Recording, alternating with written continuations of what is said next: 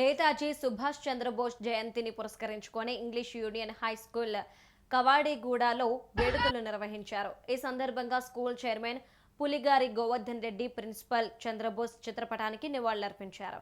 సుభాష్ చంద్రబోస్ సాయుధ పోరాటం ద్వారా ఆంగ్లేయులను దేశం నుంచి తరిమి కొట్టవచ్చునని నమ్మారని చెప్పారు. అది ఆచరణలో పెట్టి ఆజాద్ హింద్ ఫౌజ్ ఏర్పాటు చేసిన భారత స్వతంత్రాన్ని ప్రకటించిన మొదటి వ్యక్తి అని కొనియాడారు.